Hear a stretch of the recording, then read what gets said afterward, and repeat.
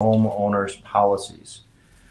So understand that Homeowners Policies is a comprehensive policy, personal lines insurance form that is used to insure residential risks, right? So it's going to combine three different policies. It's going to combine a property coverage policy, theft of personal property, and liability coverages all in one policy.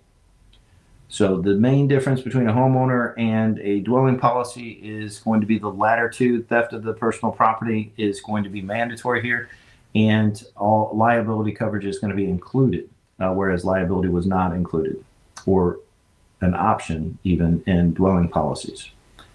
There are same eligible policies that we talked about here under homeowners are going to be eligible due to their age, value, location. Under homeowners policies, it's going to be the same type of eligible property. So up to 1 to 4 owner-occupied residential units under one roof, properties under construction if they have an endorsement, insuring a tenant of a non-owned dwelling, mobile homes if endorsed, and seasonal dwellings and secondary residences. Again, not going to be able to cover farms under a homeowner's policy. There are 6 different coverage forms available under a homeowner's policy. The broad form is known as the HO2, and yes, you need to know all these broad forms and the coverage codes. HO for homeowners, 2. This is on a named perils basis only. It is a valuation on the structure for replacement cost value if to the coinsurance amount. The feature for a broad form is that this is the lowest premium available on a homeowner's form. Special form in HO3, this is going to be an open perils on the structure and the named perils on the personal property. Also at replacement cost value for the structure if up to the coinsurance ratio. This is the most common. Almost all homeowner policies are going to be in HO3 due to price. One thing to note about this is that wild animal damage is typically not covered under named perils, but it is covered under an open peril. So if you have a deer that busts through your door, the door getting busted up would be covered by the open perils coverage for the structure. But if the deer came in and messed up your couch or your flat screen TV, unfortunately, under a named peril, it won't be covered, and therefore you wouldn't have any coverage for that under your homeowner's policy if you have an HO3 form.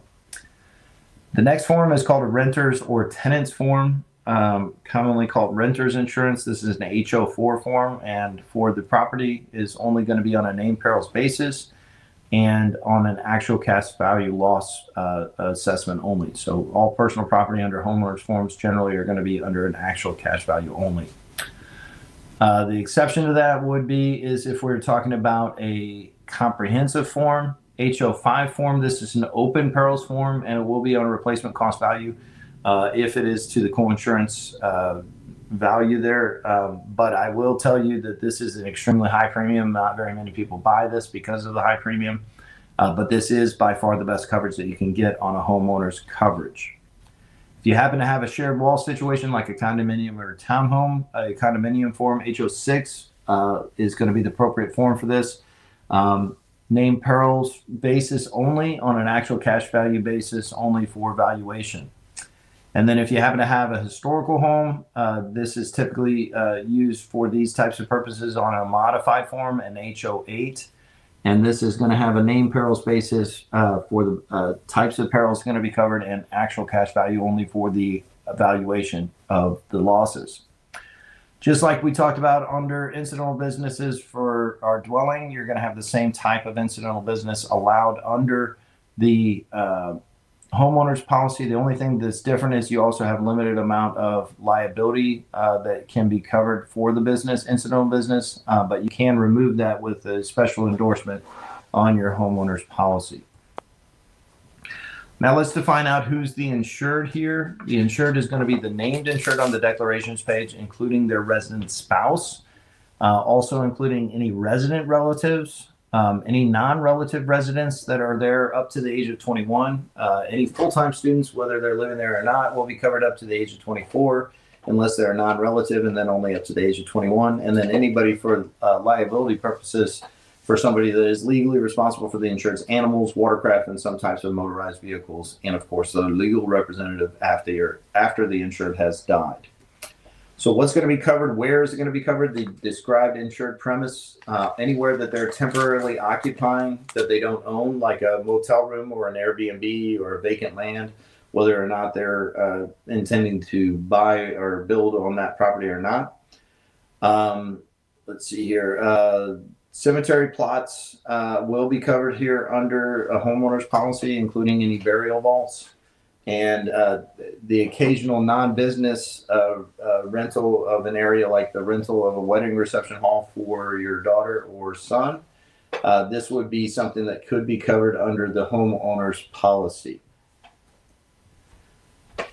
So coverage amounts and types under homeowners policy on the deck page are going to look similar to the dwelling policy. There's one difference here under coverages. The indirect losses that would normally be under coverages D and E. Under the dwelling policy, coverage D is going to be combining D and E under a single category called a loss of use for all the indirect losses on homeowners policies.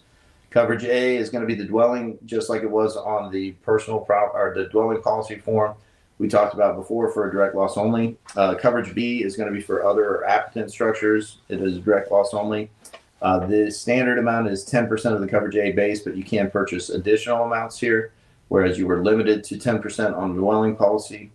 And coverage C is going to be for personal property, and there will be a standard amount, unaltered amount of 50% of the coverage A base. There are some insurance companies that will allow you to lower or increase this if you need to. Usually the range that I've seen is somewhere between 40 and 60% is about where they can put that coverage A base there. Now, one other thing to understand here about personal property under a homeowner's policy is that depending on the type of property for personal property and the type of event, peril, loss that occurs, right, there may be some special limits that need to be applied to the property in these cases, right? So whereas under a dwelling policy, you did not have any coverage at all for money, securities, banknotes, those kind of things, those are going to have a special limit of $200 for banknotes, bullions, coins, precious metals, and money. $1,500 is going to be the limit for all different perils for the type of property that is securities, accounts, deeds, evidences of debt, letters of credit, notes other than banknotes, manuscripts, passports, tickets, and stamps. $1,500 is the collective amount of coverage special limit for watercraft, trailer, furnishings, equipment, and outboard motors while on land. $1,500 is going to be the specific peril of theft for any jewelry, watches, furs, or precious and semi-precious stones. $2,500 is the theft specific peril limit for firearms. And there is a $2,500 theft specific peril limit for silverware, silver-plated ware, gold-plated ware, pewterware, flatware, hollowware, tea sets, trays, and trophies. Understand that all of those in that same category apply to the special limit. So the total of all that from a similar peril and event occurrence will be applied in those cases. Understand that those last three are only for the peril of theft. If they have another peril like a fire or something along those lines, those items would then be able to be covered to the full amount. And then another limitation that you have is there is a $2,500 limit for business property that is considered on premise, and $500 if that same business property is off premise, and that is an all perils situation for any type of loss. Understand that this one I learned that this was the case when I was an adjuster. I would be responsible for getting my own hotel room, so sometimes I would go on the cheap and get these hotel rooms that I didn't think were very safe and secure. So little did I know, but when I put the laptop back in the trunk, that was considered off premise of the rental car that I had. Instead of keeping it in the hotel room, I would have been covered up to $2,500 because that would have been considered on premise.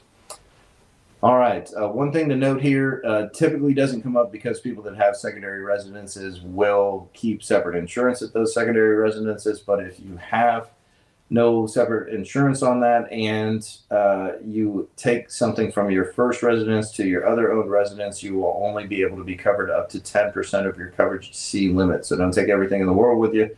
when you go from house to house. Coverage D, this is going to work the exact same way that we talked about under the loss of use or indirect losses under the dwelling policy. So understand that that's going to have the same limitations that we were talking about there. Typical amount is going to be for 12 months on these payouts. Again, no deductible is going to apply on these because you've already suffered the deductible under a coverage A, B, or C limit.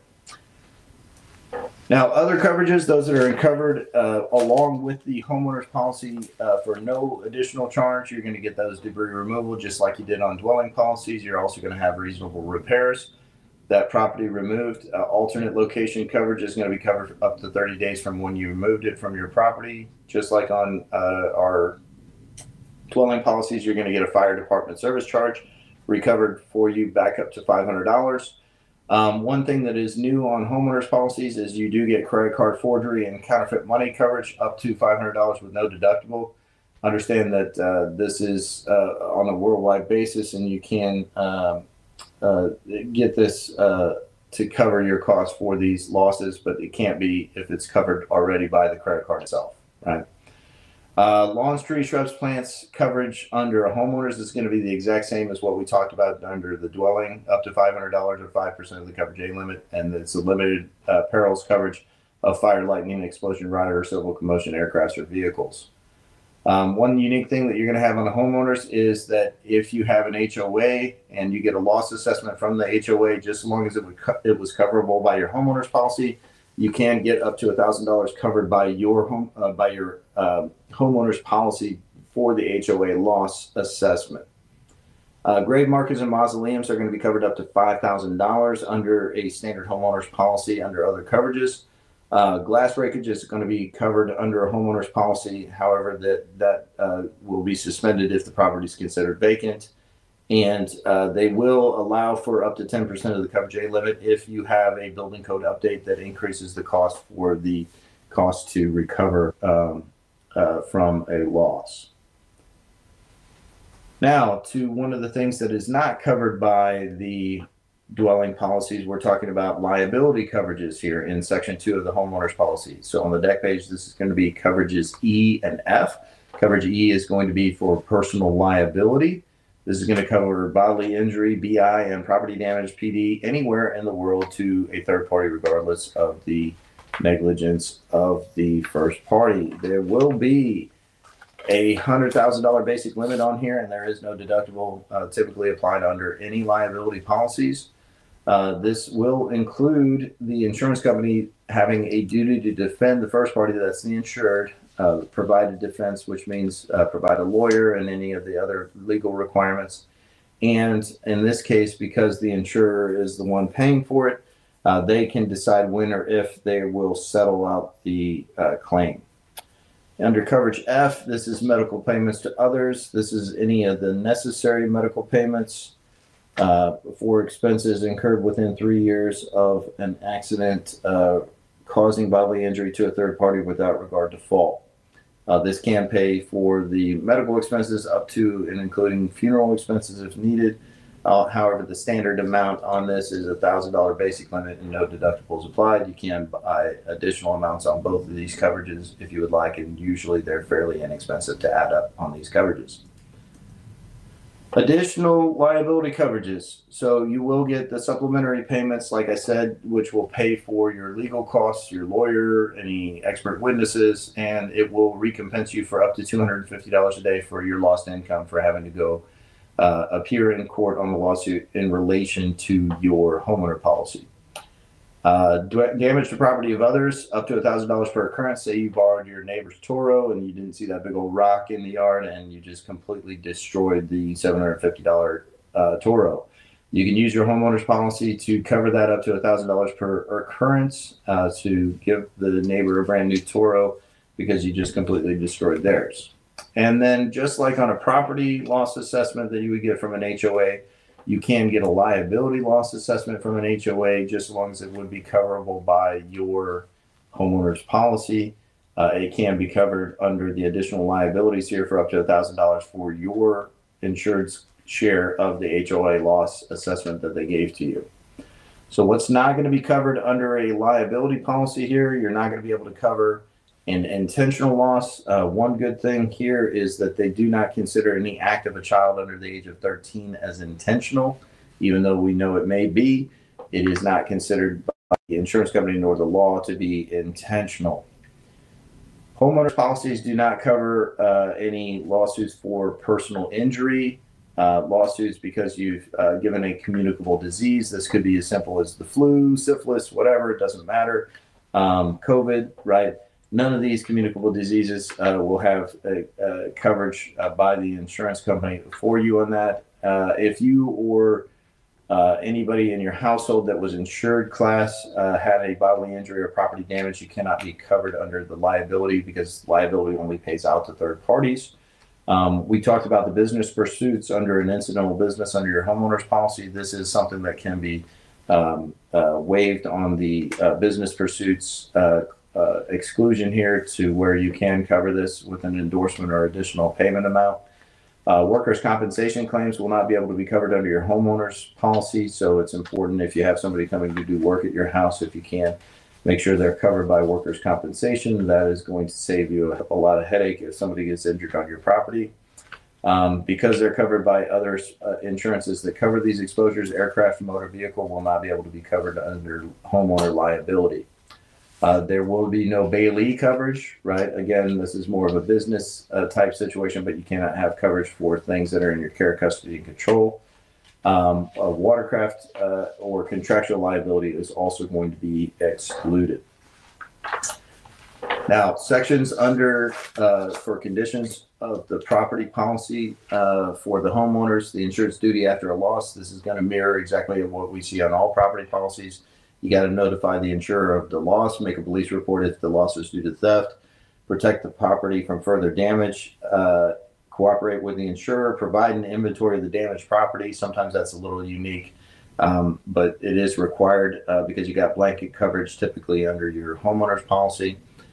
You do have to submit the proof of loss to the insurance company within 91 days in the state of Texas, and if possible, and this is just to make it easier process for the insurance company adjuster, is to separate out the damage and the undamaged property.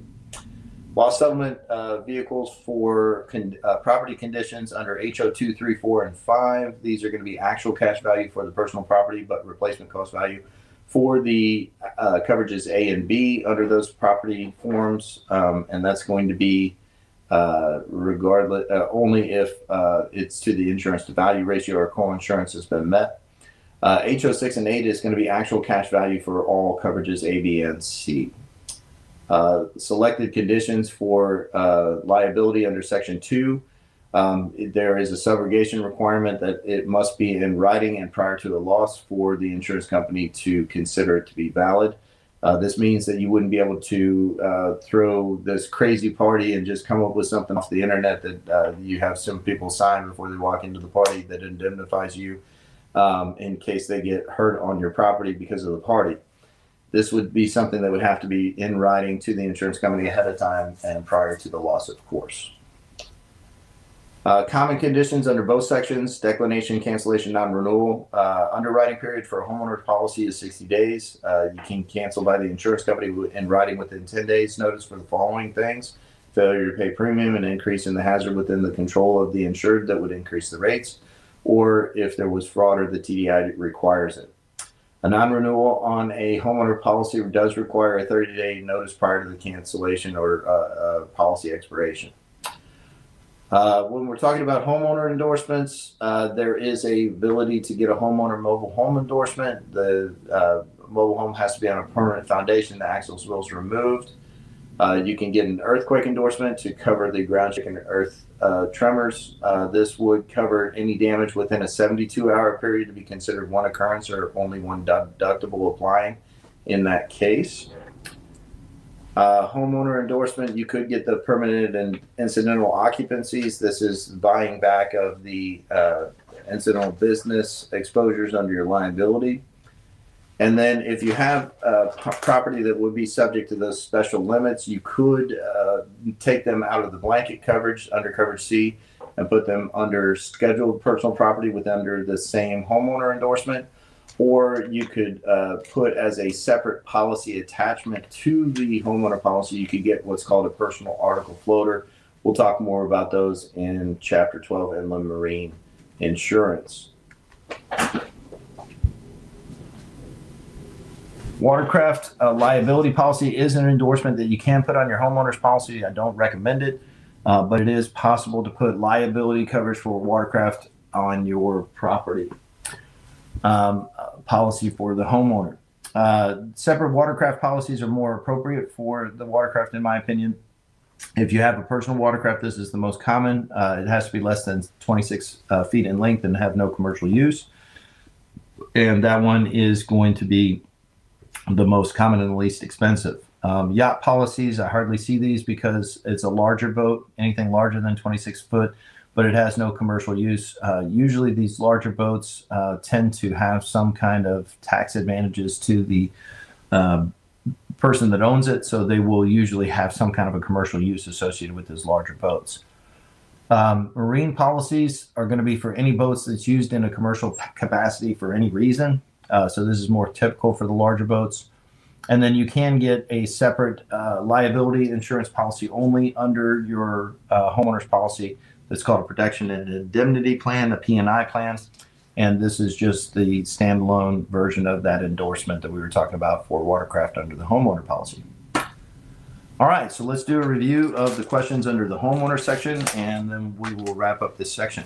All right, so number one, Mary purchases an HO3 form for a home that has $300,000 coverage limit on the dwelling and $150,000 for personal property and a $500 deductible. If jewelry valued at $20,000 is stolen from the dwelling, Mary will collect a maximum of which of the following amounts, right? So in this case, because the peril is theft, right, then she would only be able to be covered for up to $1,500 in this case because of the special limit applying to jewelry. Number two, John insured his home with an HO3 form for $200,000. If he had a fire loss of $25,000 for his unattached garage, his standard homeowner's policy will provide coverage for which of the following amounts? A, nothing, B, $10,000, C, $20,000, or D, $25,000. The answer here is C, $20,000, because the standard amount, which is the key in this question, is 10% of the coverage A limit, which is 10% of $200,000 or $20,000. Number three, the homeowner's form that provides open perils coverage on both the dwelling and personal property is going to be A, the HO2, B, the HO3, C, the HO5, or D, the HO8. Open perils on both the dwelling and personal property is going to be on the HO5, C. Number four, the following items were stolen from a homeowner. Which of these losses would be fully covered under coverage C of an HO2 policy, assuming that the deductible had been satisfied? A, a shotgun and rifle valued at $3,000. B, a $2,000 computer the insured uses in an in-home accounting business. C, a $4,000 mink stole, or D, a $3,000 silverware set. In this case, the only one that could be covered because special limits would apply to the rest would be B, a $2,000 computer the insured uses for an in-home accounting business. Number five, Susan owns a condominium. Which homeowner's form must she buy? Will it be A, an HO6, B, an HO3, C, an HO5, or D, an HO8? This is going to be A, an HO6 form for the condominium. Number six, which HO form provides broad name peril coverages on coverages A, B, and C? Would this be the A, the HO8, B, the HO3, C, the HO2, or D, the HO5? In this case, this is HO2, broad name perils basis on coverages A, B, and C. Number seven, under the HO forms, full-time students who are related to the named insured are insured up until which age? Is that A, 18, B, 25, C, 24, or D, 21? So this is going to be C, 24. Number eight, the insured suffered a fire loss for her personal property while staying at a hotel in Madrid. Her HO3 policy provides $100,000 of coverage for personal property with a $500 deductible. Assuming her loss was $110,000, how much will she be paid? A, $99,500, B, $10,000, C, $50,000, or D, $100,000? In this case, D, $100,000 is the correct answer. The reason for this is a total loss because $110,000 is greater than the $100,000. So it's greater than the actual cash value. So it's a total loss and it's due to the peril of fire. So therefore no deductible applies and $100,000 would then thus be the correct answer. Number 9, a deer jumped through the front window of a home insured with an HO3. What property is going to be covered? Is it going to be A, both the dwelling and the personal property? C, just the dwelling? C, just the personal property? Or D, nothing? In this case, because it is an HO3, just the dwelling is going to be covered because of the wild animal damage. And number 10, the homeowner liability coverage will pay and defend for all the following except. So the homeowner liability coverage will pay in all of these situations but one. Which one will it not pay in? Will it be A, the insured's 12-year-old son intentionally breaking the neighbor boy's bike? B, the insured's dog biting a stranger? C, the insured tripped and injured an old lady while vacationing in Rome? Or D, the insured told a neighbor that the landscaper stole something and then the landscaper sued for libel? So personal liability is not going to be able to be covered under the homeowner liability standardly. So therefore D is the only one that's not going to be able to be covered by the homeowner liability. The insured told the neighbor that the landscaper sued. All right, that's everything for chapters 5, 6, and 7. Homeowners policy in this case. We will be continuing on to personal auto next.